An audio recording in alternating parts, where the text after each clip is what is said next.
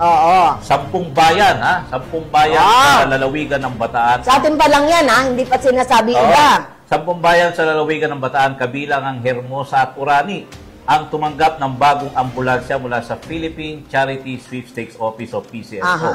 Sa ilalim ito ng Medical Transport Vehicle Donation Program at walang-wala, pinangunahan lang naman ni President BBM, Ferdinand Marcos Jr., ang formal na turnover ceremony kahapon sa Quirino Grandstand sa Maynila.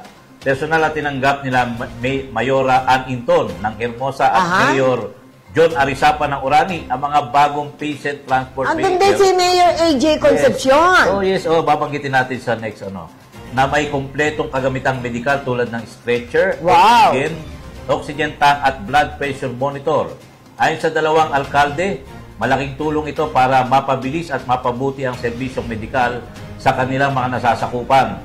Ipinahayag naman ni Bataan Governor Joet Garcia kasama ang iba pang mayor, sister, ang kanyang pasasalamat sa PCSO at sa pamahalaang nasyonal at binigyan diin na malaking benepisyo ang hatid nito sa 10 bayan ng lalawigan.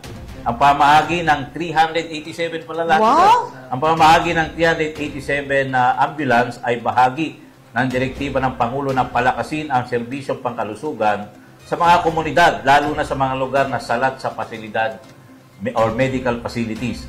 Kabilang din sa mga nakatanggap ng bagong patient transport vehicle o ambulansya ay mga bayan ng Maribeles, pangunan ni Mayor AJ, bayan ng Morong, nandun si Mayor Leila Muñoz, dinalupihan sa katao ni Mayor Tong Santos, Limay, si Mayor Richie David, Orion, nandun din si Mayor Tony Pep Raimundo, Pilar, nandun si Mayor Charlie Pizarro. At Abukay, nandun si Mayor Eric Martel. At ang provincial government ng Bataan na siyempre di-represent. Headed by Bataan Governor Joet Garcia. Yes, mga kaibigan nating katulad ni Pampanga Governor Baby Pineda.